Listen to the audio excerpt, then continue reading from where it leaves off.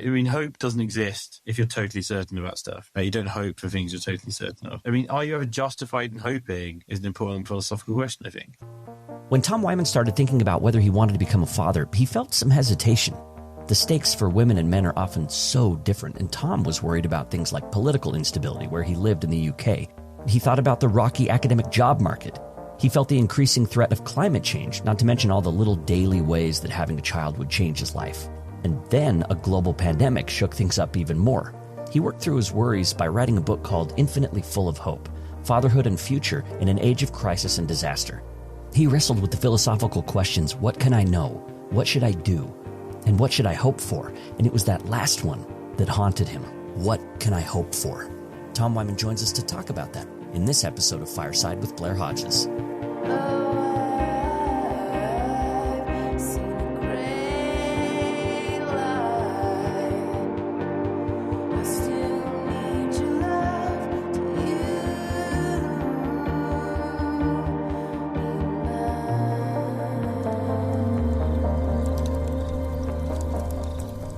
Tom Whyman, thanks for joining me today at Fireside with Blair Hodges. It's great to meet you. Hello. We're talking about a book that you wrote called Infinitely Full of Hope, Fatherhood and the Future in an Age of Crisis and Disaster. And I saw this book during COVID and had to pick up a copy of it, I think for obvious reasons. Yeah. That seems very relevant right now. Yeah. But you're a philosopher, and you begin the book by talking a little bit about philosophy and Immanuel Kant in particular, where he kind of said philosophy was focused on these questions. What can I know? What should I do, and what should I hope for? Yeah. And as a philosopher, you say that you've seen a lot of focus on the first two questions, what can I know and what ought I to do, but not as much on the third one. Why do you think that is? I mean, I think generally speaking, philosophers like to, I mean, or maybe not like to, but like just there's sort of incentives within the academy to sort of say things you can at least claim some sort of certainty about. So what can I know? What should I do? Those sort of things you can at least pretend to give definite answers to. Whereas what can I hope for?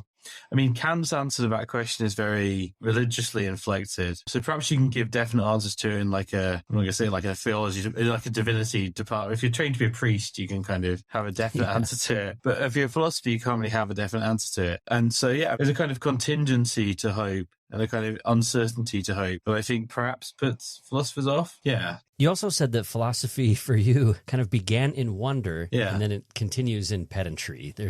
Talk a little bit about your experience of philosophy in the academy. Yeah, that's sort of when you teach a lot of philosophy courses, you're certainly in the UK. My experience, I'm from the UK. As your listeners may be able to tell. Really? Yeah. So when you're from the UK, most philosophy undergraduates start out kind of the only philosophy they might have been exposed to at school is we have A levels. So we don't have we have high school, but then you go on something called sixth form, which is when you're like 16 to 18. You do these things called A levels. And that's the first time you might have done philosophy. It's like optional and most places don't even do it. And what they have on that course, one of the things they have on that course is Sartre. And lots of people who go on to do philosophy at university do that and think philosophy is all going to be like Sartre. Like he wrote that book Nausea, basically, which is just very, very sad. Yeah, maybe like Nausea, like it's kind of like intersections of like thought and literature, and philosophy is about like hanging out and looking cool. And you get to university, that's what they think philosophy is. And they get to university and they realize that actually it's a bunch of guys going like,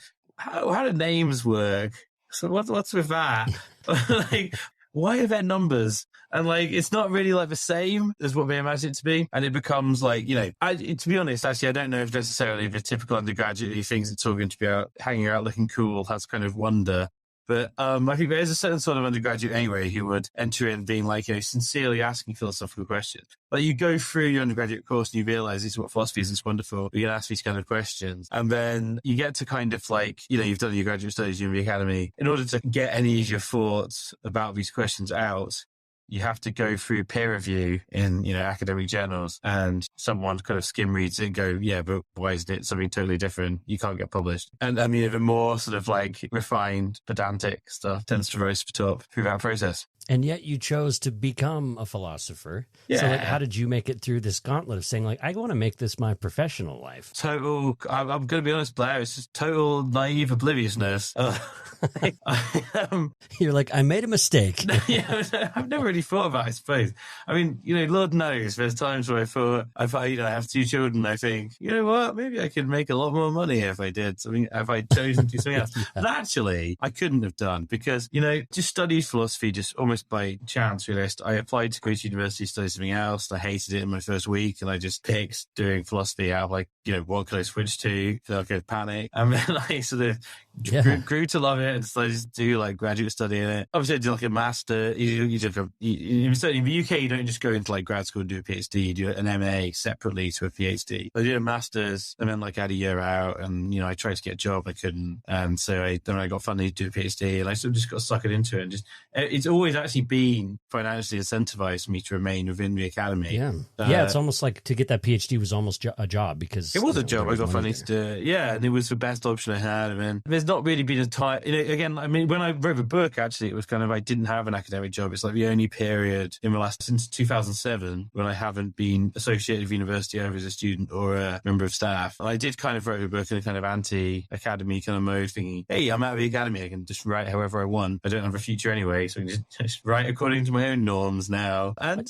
I can tell, your book doesn't read like a typical philosophy book. I think it's a bit more approachable and more conversational, and I think more personal too. And there are some philosophers that write in that mode, but it did seem like you were able to create a book that carried your own voice and that just really said things you really wanted to say without having to worry too much about, whether it was going to fit into an academic niche or not. Yeah, and I think that's how I've, again, as I say, just blind obliviousness, maybe I would have benefited from being more calculated about how I approach writing or research or anything, but that's just not the type of personality I have, to be honest. I just can't do it. But this book was certainly the product of just I can do what I like, and this is what I wanted to do. And it was part of it was obviously having a child, and part of it was, I was imagining, at the time I thought I'm never going to get another academic job. I'm never going to do anything in philosophy again. So I'm going to have to kind of collate all of the philosophy I've ever done into this work. I did my PhD on Adorno, who comes up in the book quite a lot. And so I was thinking how do I... philosophy Adorno, right? Yeah. Yeah. And so how do I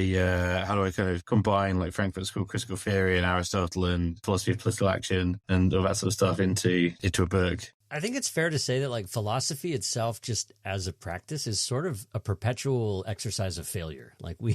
Philosophers haven't solved anything, we haven't resolved anything, but it's a kind of failure that I think is really worthwhile because it's driven by an attempt to know. It's driven by an attempt to feel and to hope and all of the things, the three things that Kant mentioned. So it may be an exercise in failure, but I think it's a really worthwhile one. And I think your book kind of shows that. Yeah, I think my book is a very worthwhile failure. I'd recommend it to anyone as a worthwhile failure.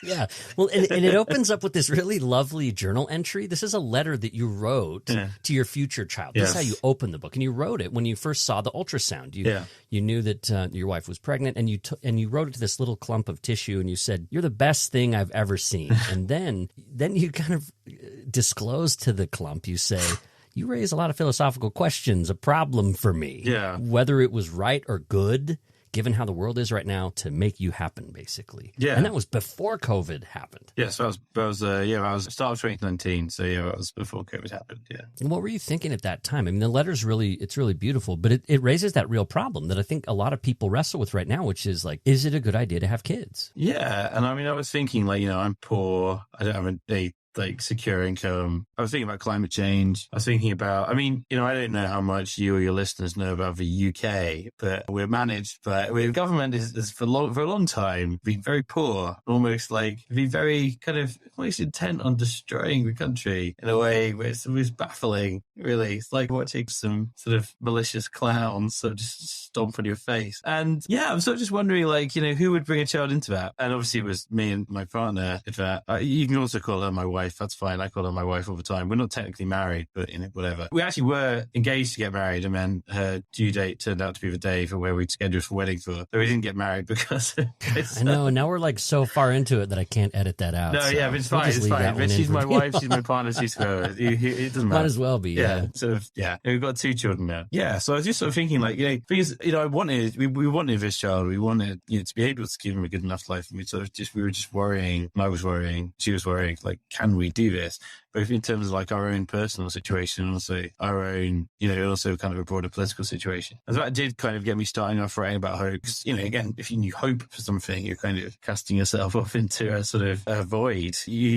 Hope doesn't exist if you're totally certain about stuff. Right? You don't hope for things you're totally certain of. Are you ever justified in hoping is an important philosophical question, I think. And you were dealing with it on a personal level, but then you also, in the book, you point out that this is a question that people have, and there are arguments against having kids right now. Yeah. And let's talk about a few of those to begin, like Schopenhauer, for example. Yeah. He kind of said that human existence has the character of contracted debt for a person. Yeah. It's interesting. You said, there are arguments against having kids right now. He went to Schopenhauer, so he was making around 1830. But absolutely. His work sort of feels like very relevant now because, obviously we think we are autonomous and we can decide, certainly nowadays, we think we can kind of decide how to live and we can decide how to live in a way that's potentially good, right? We can sort of choose to do things for the good and determine what a good life is for ourselves. And Schopenhauer kind of just thinks that's just an illusion. So he thinks that in reality, what we are is with a blind puppet of this thing he calls the will, right? So the will is what's ultimately real and everything,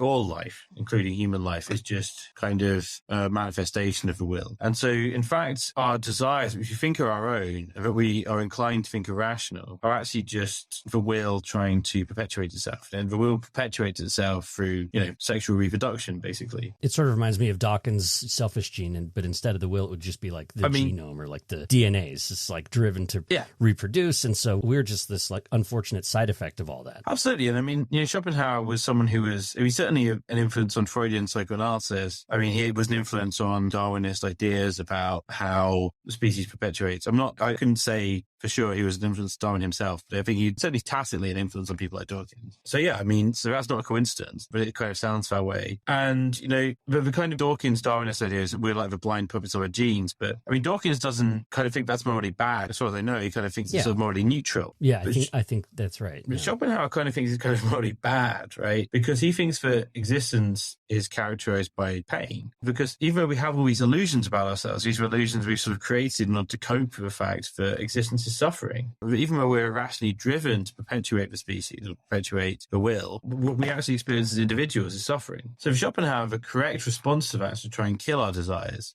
So he's kind of got an almost sort of Buddhist kind of attitude to existence. Yeah, like suffering is rooted in desire, so get rid of desire and then you won't suffer. Yeah, exactly. So did he succeed? Did Schopenhauer, did he pull it off? He never didn't have kids. So in that sense, he succeeded. But I don't think he actually put it off because I don't think he ever felt, from what I know about his life, I don't think he ever felt happy sort of personally. It reminds me of David Benatar, another person that you refer to, who basically said that like the absence of pain is preferable to the presence of pleasure. No joy or goodness could ever outweigh the fact that pain exists is kind of his calculus. Yeah, so he's like a contemporary South African philosopher who argues for antinatalism. So he thinks that creating new life is morally bad. And that's because he thinks existence is characterized primarily by suffering. So Benatar, I just don't buy his instinct that I just don't actually buy that pain outweighs pleasure. I think pleasure outweighs pain. I can give you an example. In the last week, I've had sort of horrible kind of mouth ulcers. We've been recovering from a kind of respiratory illness, which has been delaying the recording of this podcast.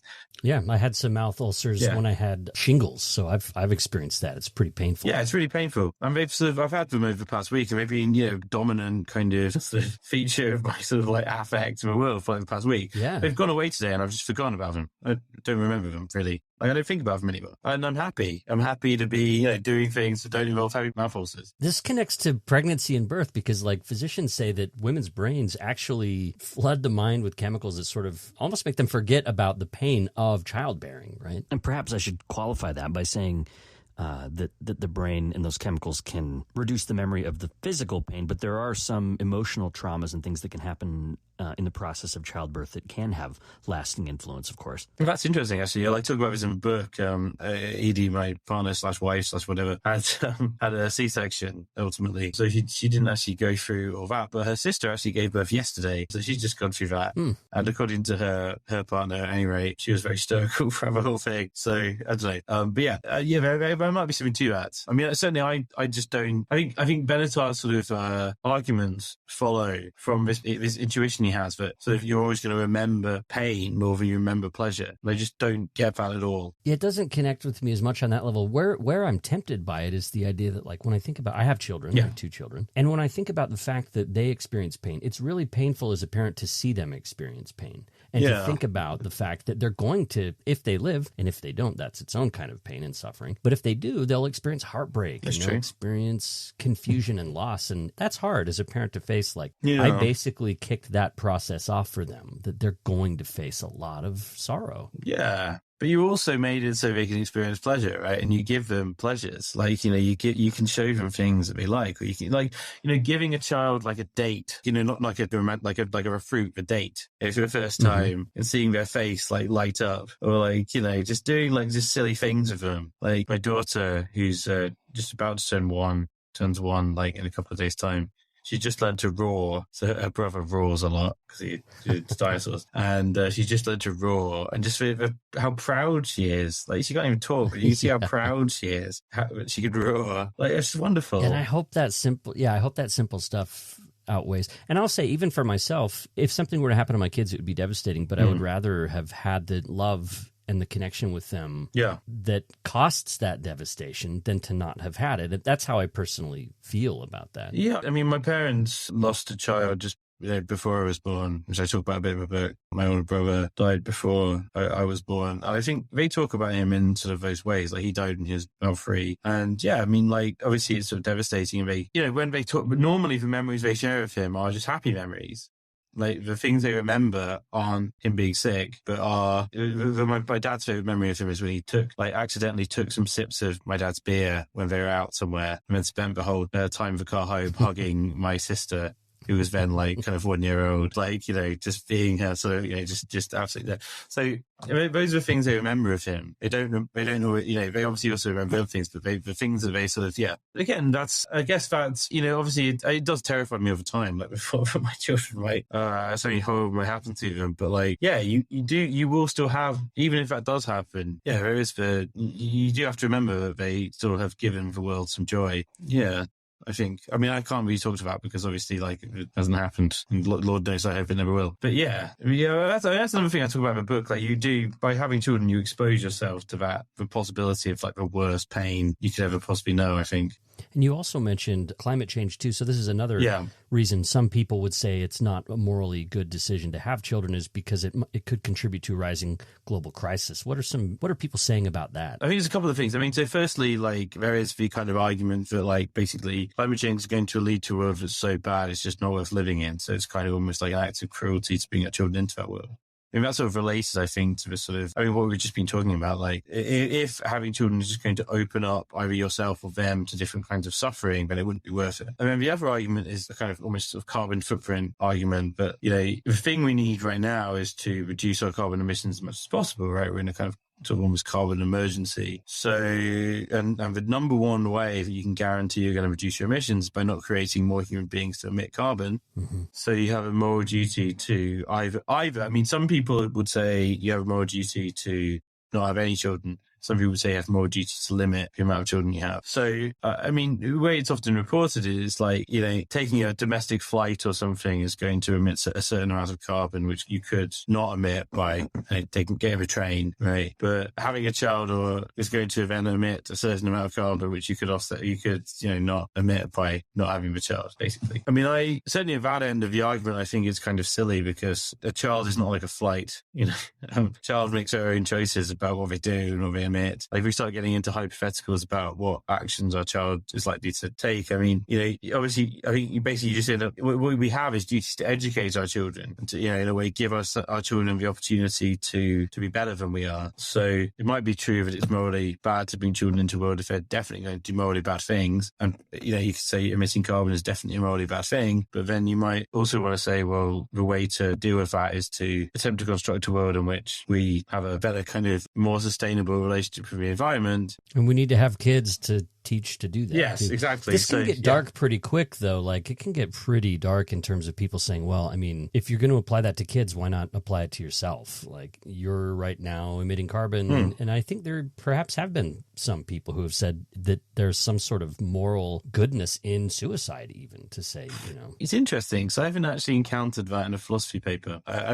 So that's an interesting argument. That is a kind of extension of the argument, right? I mean, you're right. Like, if you shouldn't have kids because they're going to emit carbon, then yeah, I mean, if it's all completely morally bad to emit carbon, you should do everything that you need to in order to reduce carbon emissions, then yeah, that does become an argument for suicide being kind of the correct course of action. Certainly, like, there's people who would argue, there have been people who've argued that voluntary human extinction is kind of the right way to go.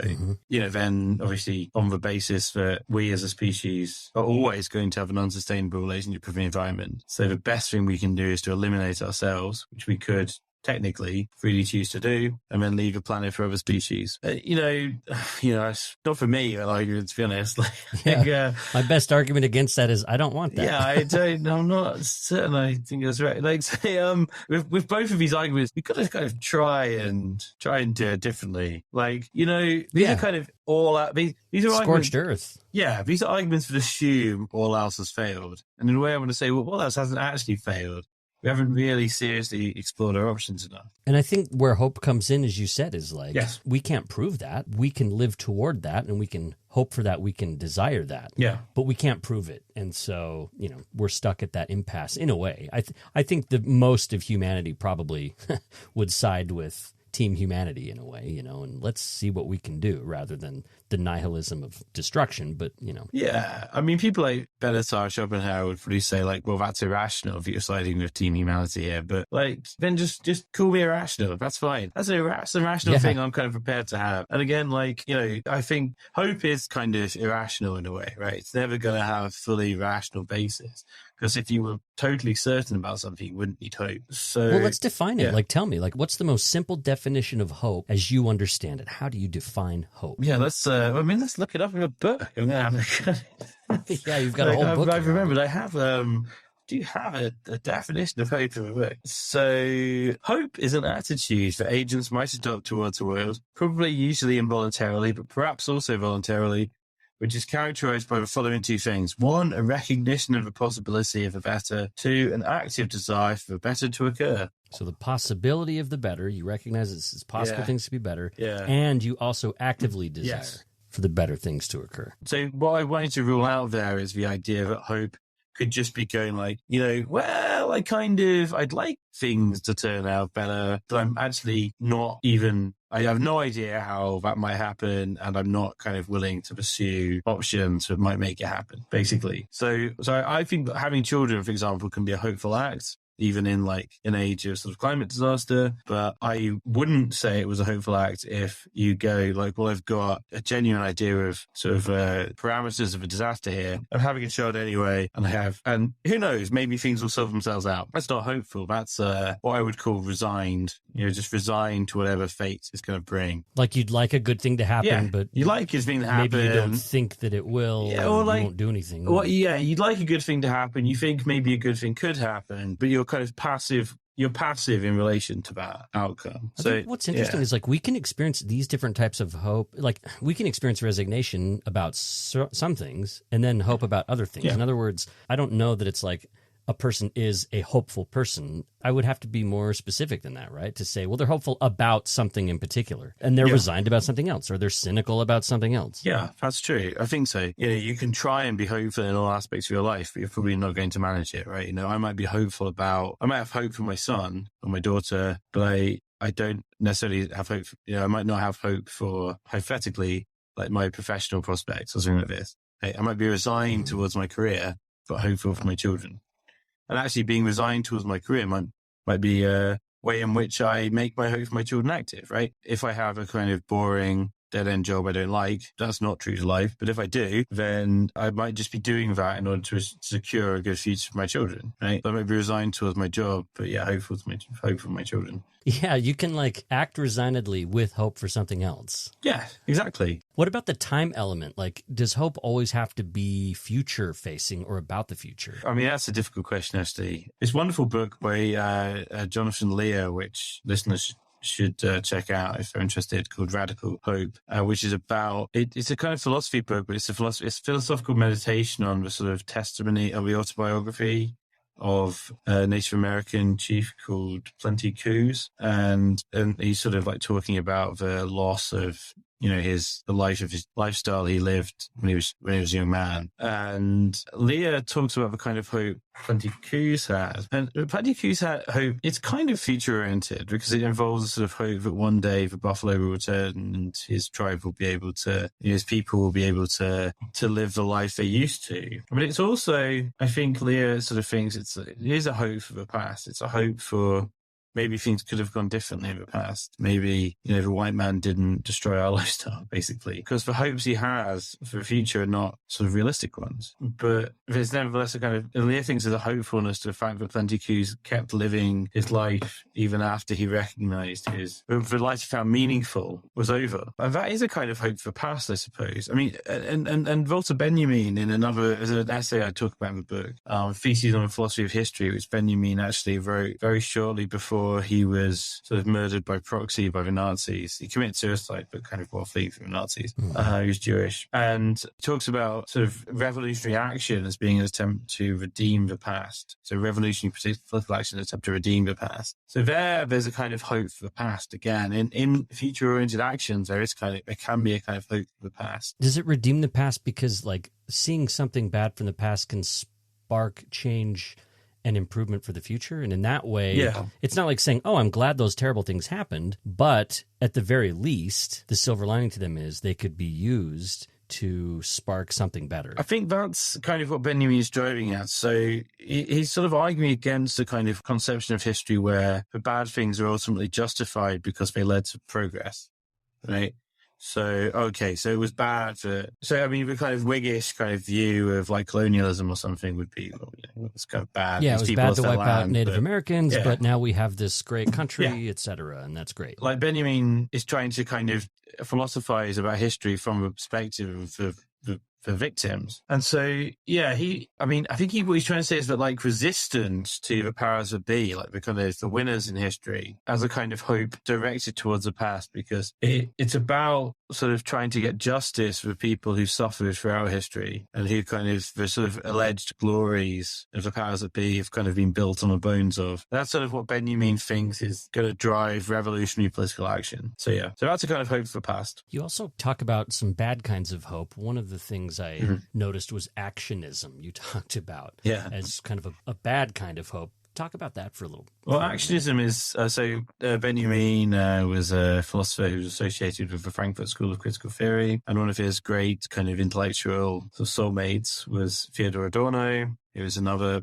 philosopher associated with the Frankfurt School. Benjamin was more like a kind of power academic, like he didn't have an official job within the academy. Adorno did, but Adorno also was based in Frankfurt, and he had to flee Frankfurt first for Oxford and then to New York and then Los Angeles during the Nazi period. So he was Jewish, or he was of Jewish ethnicity. Adorno kind of used the phrase actionism. So later on in life, Adorno kind of returned to America to West Germany.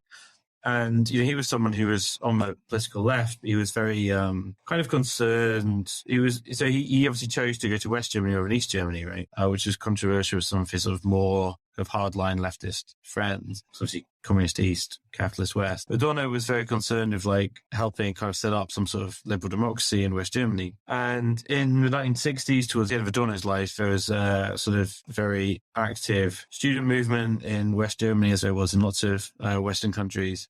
and lots of the kind of leaders of this movement were Adorno students, were associated somehow with the Frankfurt School of Critical Theory. And Adorno thought these students were basically he thought they were a kind of threat to democracy, because he thought basically, so even though he has kind of leftist aims, he recognized sort of tendencies of fascism in them, in sort of like kind of these sort of student leaders' kind of hostility to debate, and in particular their desire that something must be done no matter what it is. So, and that's why Adorno used the word actionism to describe what the kind of philosophy of the student movement, because he thought they're basically like, okay, so they want this outcome, which is you want kind of justice, right? You want a system in which there aren't kind of powerful people oppressing the less powerful. Okay, great. I mean, it's great, but Adorno's point is, we're living in kind of a post-war kind of settlement. Basically, we're in a kind of defeated nation. This nation has been sort of created effectively by kind of a nuclear settlement between the West and the East. You don't have any power to kind of change this into an ideal society. The best thing you can do is try and make it the least worst possible society that it can be.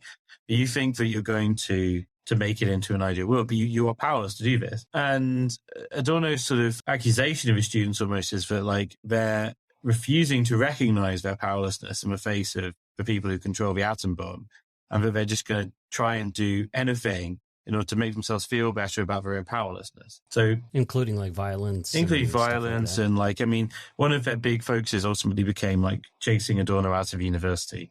So they kind of, which they succeeded in doing, and then he had a heart attack, out of stress, and died. They kind of won that battle. But yeah, and like they kind of like they assaulted him in his lectures and kind of chanted, if Adorno is left in peace, capitalism will never cease. It's just kind of like, it almost kind of proves Adorno's point. But like basically, this is something you can do, right? You can chase your professor out of his job, and that's going to maybe it's going to make you feel better about yourself. It's kind of cathartic. But it's motivated by deep powerlessness and by an almost realization of your own powerlessness, because if this is something you can do, that's a concrete action that you can do. You're not actually going to work towards any of your aims by doing it. Yeah, it's not going to stop capitalism. Exactly. It's not actually going to stop. Yeah, exactly. If Adorno is left in peace, capitalism will just do fine regardless. Yeah. Capitalism doesn't care. That doesn't rhyme though, Tom. Exactly, that doesn't rhyme. Right, yeah. The only potential capitalist enterprise that would be affected by this is Verso Books. Left-wing book publishers might be affected by it. Yeah. That's it. Yeah, so, and Adorno thought basically this kind of like actionism, this attempted action, this attempt at doing something to bring about a better world is in fact resign. Like I bring that into the book because obviously my definition of hope, it involves not just a recognition of a possibility of a better world, but an active desire to bring about a better world. The student movement in West Germany, the leaders of that movement might have seen themselves as hopeful, I suppose, on those grounds. Adorno says they're not, because actually they sort of misrecognize how they could bring about a better world, or they've misrecognized something about the possibility of a better world. And instead they've ended up being kind of resigned to just playing silly games, ultimately violent games. Do you see those dynamics playing out today at all? I mean, it's been a while, but do you see that today? Yeah, I mean, there are all sorts of examples you could cite kind of across a political spectrum. I mean, I think you see it a lot on social media. I mean, people kind of groups of people on social media feel kind of atomized, powerless. If they can see, you have the opportunity to kind of bring someone who's more well-known or bring them down, and they can do it because you can, right? So, there might be someone who's kind of vocal on social media, but ultimately that's what they are. So then, if you discredit them on social media, there you go, you've done it. Makes you feel good about yourself a bit. It's kind of cathartic because you feel you've done something, but you haven't really. I mean, yeah. That sounds really resigned.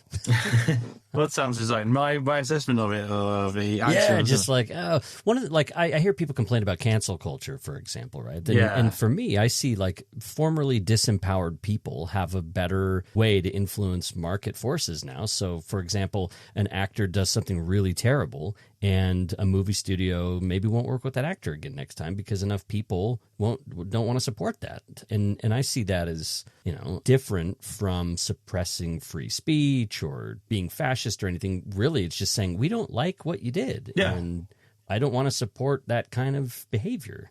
Yeah, I mean, I don't want to use the word cancel culture because I think it is loaded, and there's kind of totally. Yeah, they're obviously kind of I mean, in a way there's sort of a valid kind of sort of ways of just going, I just don't want to see a movie with that asshole in. Yeah, that's fine, right?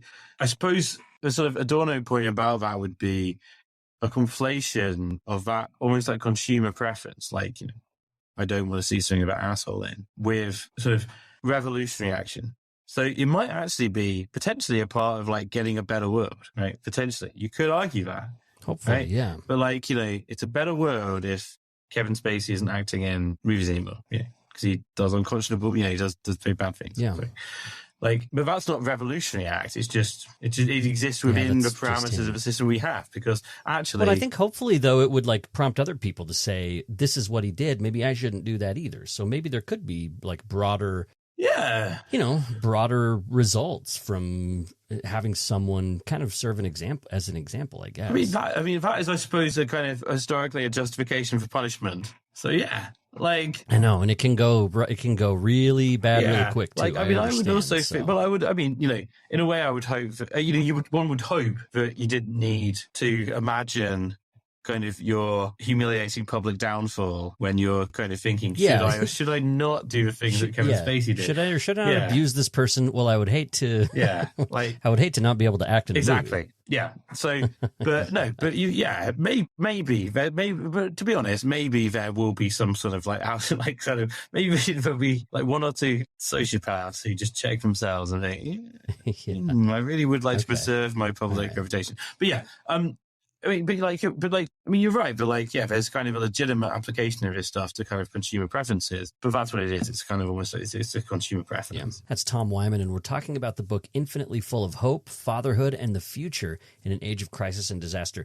So, Tom, what are some ways that we can do better at hoping? One of the things you offer in the book is that future generations obligate us to hope, right? That we, in order to make a better world, we need to hope, because we need to live better, make the planet better. There's a lot of changes that need to be made systemically, so that we're obligated to hope toward the future. But how do we do better at doing that? How do you hope better? Part of why I think future generations inspire hope is because they inspire us to act beyond ourselves and beyond our sort of selfish inclinations or selfish desires. So it's almost like a way of, I mean, it is kind of, like, parenthood is a kind of way of unselfing oneself. Like, you know, you're no longer just doing things because you want to do it. You're doing things because you know your kid needs it. That's significant morally. But it's not kind of enough by itself, because it might just be, you know, you end up just acting in the interests of your family alone, right? Against the world.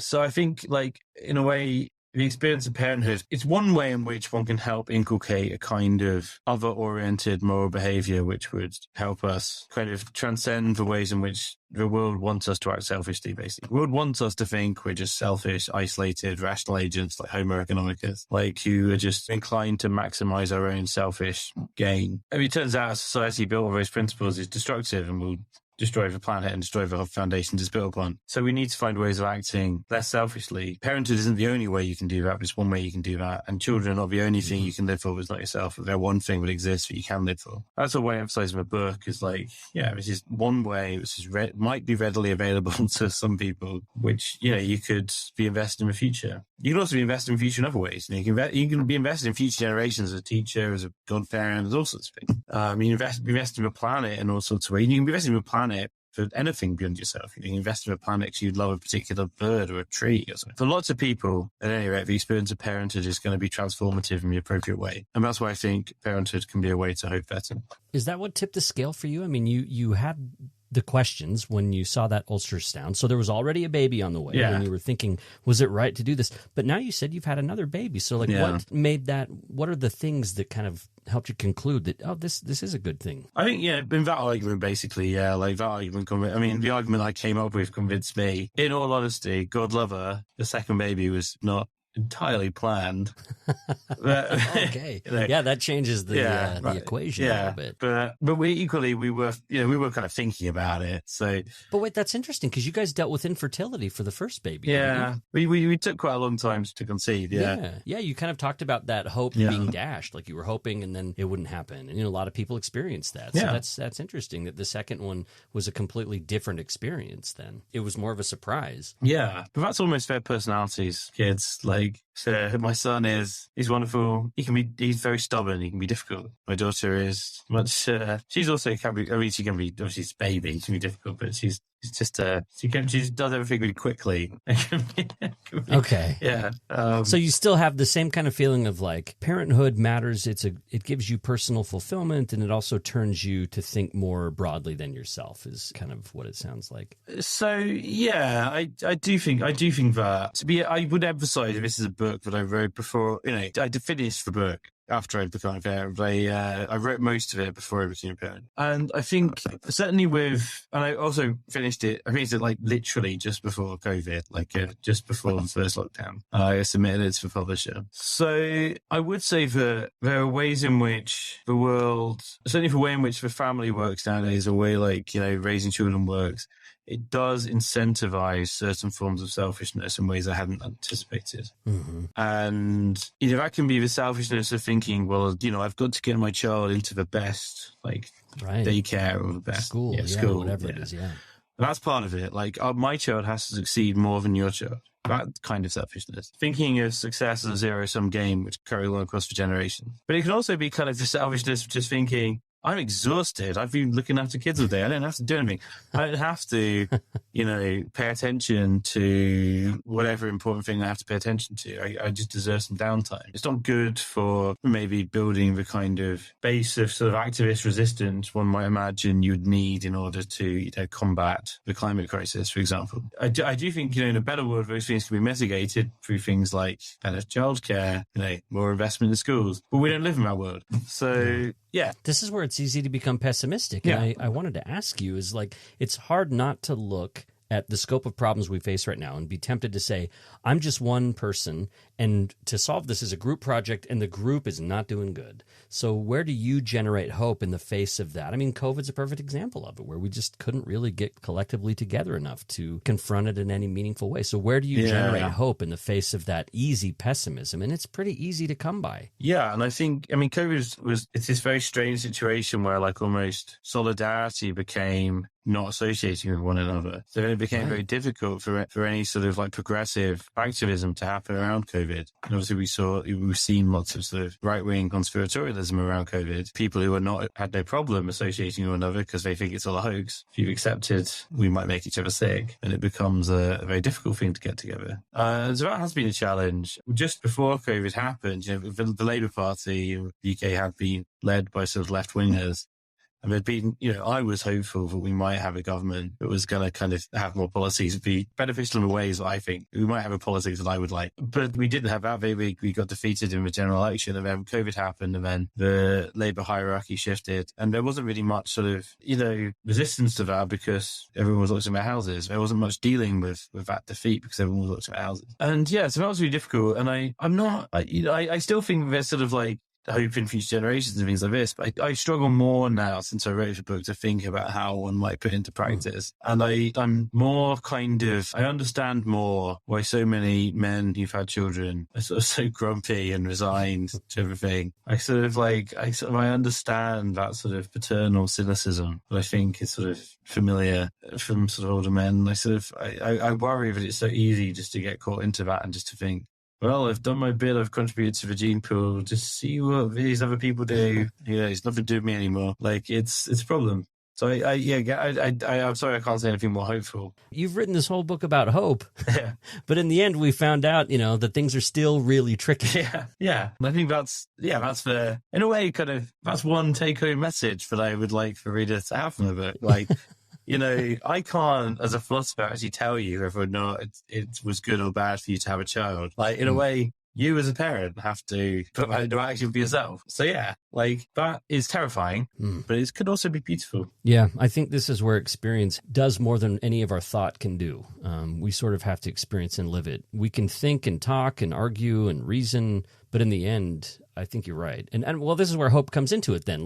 If you hope that it's a good decision, then you live toward that hope, and that's what hope is. Yeah, and there's almost, in a way, if you want to put a kind of philosophical spin on it, there's something almost later Wittgensteinian about hope. Wittgenstein tried to finish philosophy with the Tractatus, which he wrote when he was young, and then he realized the kind of perfect kind of logical system of meaning he developed from the Tractatus was just couldn't really be satisfactorily applied to real life. So you had to get to a rough ground of experience where things are uncertain and you don't really know what anyone always means. And the world does involve ambiguity. And yeah, that's why hope is an important concept. That's why hope will keep mattering. Yeah. Exactly. I like it. All right, that's Tom Whyman, and today we talked about a really fun book. Well, it's not really fun. It's just very interesting. There's a lot. There's some heavy thought in here. Infinitely full of hope. Fatherhood and the future in an age of crisis and disaster. All right, Tom, we're going to take a quick break and come back for a best book recommendation, and that'll wrap it up.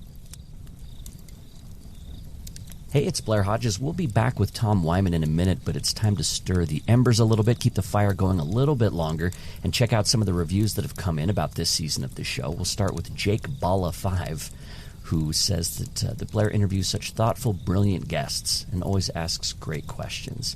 Each episode connects me to the human family, and the things I learn expand my heart and mind. Thanks for that, Jake Balla5. That's exactly what we're aiming for here. We got a review from Desert Tortoise, who really enjoyed the Jeff Chu interview. We have 5-star reviews from T.O. and someone who goes by CKPKC. CS and 65 said that they just found this podcast, and in the past 2 days, they say I've listened to 4 episodes. So that's 4 hours in 2 days. That's a lot. Steph Martz says, Fireside's one of the few podcasts I listen to that I've never gotten bored of. Hey, and I'm not bored making it yet, so let's keep it going. I also got a really interesting note from my production assistant, Kate Davis. She does the first edit on the interviews, the first audio edit, and she also helps with editing the transcript. And she wrote this note to me, and here's what she had to say. I really liked this feedback. She says, I've been thinking a lot about this episode, which seems like a good sign. I think that Tom's explanation of Adorno would be really interesting to put in conversation with the feminist ethic of risk or survival. And Kate says, I wrote a note to myself on a Post-it when I first started doing the audio that says, revolutionary acts happen within a larger system because that's all we have. Sharon Welch said that to stop fighting, even when success is impossible, is to die. And I was thinking about that quote as I edited this episode. Kate goes on to say, I think sometimes what seem like smaller fights or issues that appear to be tangential are still really part of the big fight, Yes, it can be important to recognize our own relative small power in the face of overwhelming odds, but even so, even if there were no chance of winning, the fight is still important and worthwhile, and I would say it's still revolutionary. I really liked that feedback. Kate, thanks for pointing this stuff out, for bringing this up. It reminded me, I hope this isn't too cheesy, but I just had been watching the new Matilda musical, the film that they made, and one of my favorite songs in all of musicals is in the Matilda musical. And here's a verse from that reminded me of everything you just said. It says, in the slip of a bolt, there's a tiny revolt, the seed of a war in the creak of a floorboard. A storm can begin with the flap of a wing. The tiniest mite packs the mightiest sting. Every day starts with the tick of a clock. All escapes start with the click of a lock. If you're stuck in your story and want to get out, you don't have to cry, you don't have to shout. Because even if you're little, you can do a lot. You mustn't let a little thing like little stop you. Nobody else is going to put it right for me. Nobody but me is going to change my story. Sometimes you have to be a little bit naughty. Yeah. Little things can make big differences. Love that song. Love your thoughts. Thanks for sending that in. If you have a comment or question or anything, you can always contact me. The email address is blair@firesidepod.org. You can also leave a comment on the website. At the bottom of each episode, there's a comment section. You can post a comment on YouTube if that's where you happen to listen. We do have a few people that like to stream it there. And as always, take a second, if you haven't, to rate and review the show in Apple Podcasts. It really does make a difference. And I love reading all the reviews. I like seeing what you all are experiencing out there. All right, let's get back to Tom Whyman on Fireside with Blair Hodges. It's Fireside with Blair Hodges. We're here with Tom Whyman. And Tom, we want a best book recommendation from you. It could be something you read recently. It could be something that changed your life. Just any kind of book. What would you recommend people check out? Am I allowed to say 2 books? Yeah, just say 2. I will say one guest said like 20, but right now it's going to be 2. I think I should recommend one I read recently, and I'll recommend one which comes up in the book. So yeah, one which comes up in Infinitely Full of Hope, which I think people should read, is Good Morning Midnight by Rhys. So I talk about Rhys's writings quite a bit, and chapter 2 of the book. And so people don't know, she was originally from the Caribbean, from Dominica, from a British family, and spent most of her life in Britain. And she wrote these sort of colossally sad kind of quartet of memoirs about her sort of life as a kind of adjacent to sort of sex worker and sort of like down and out sort of down and out, but like kind of like sort of like faux respectable, but not quite kind of woman in the late 20s and 30s. And sort of like Good Morning Midnight is the last of those books. It's about sort of this woman who gets given some money by a lover and goes to Paris, and she's just sad in Paris, and reflects on kind of a philosopher. Based on a kind of real experience Rhys had, sort of reflects on sort of loss of her child and things like this. And it's a really sort of wonderful and sad book. And I would, if you want to feel sad, I would recommend reading Good Morning Midnight by Jean Rhys. And then later on, she's more famous for writing this book called Wide Sargasso Sea, which is kind of like sort of alternate sort of take on Jane Eyre. But her quartet of memoirs, memoirish fiction, is wonderful. Everyone should read it. Better than Wide Sargasso Sea. And well, that's number one. So for the sad folks out there, check that book out. Yeah, for the sad folks. Number 2, if you want to be happier, I would recommend. So the best book I've read this year is Mason and Dixon by Thomas Pynchon. So starting from around like Christmas, New Year last year, I got really, really into Pynchon. And he's if you're in the right mood for it, he's just people can have all sorts of opinions about Pynchon, but like, he's just really funny, and like Mason and Dixon in particular is brilliant. Like it's sort of about Mason and Dixon who drove a titular line up, and it's about the sort of heroic pointlessness and monumentousness of drawing this line across the United States, basically, and sort of what does this mean, like because of the limits of enlightenment and all sorts. And Mason and Dixon were both from the UK, where I'm from, and Dixon was from the northeast of England where I live, and there's extended passages which are set in the town where my wife/partner went to school. And what's fascinating about this, because obviously Thomas Pynchon, American, who knows anything about him really, but American writer, it's like before they even mention the name of a town, I knew where they were. It's absolutely fascinating. Like it's just, he gets it so accurate in this sort of just comic novel where it almost doesn't kind of matter where it's set. And what you also get accurate is like the way that everyone talks to each other. Everyone's obsessed with the minutiae of their own accents. And somehow, he's obviously spent a lot of time there in this place, Herworth, where my partner grew up. And it's insane to me.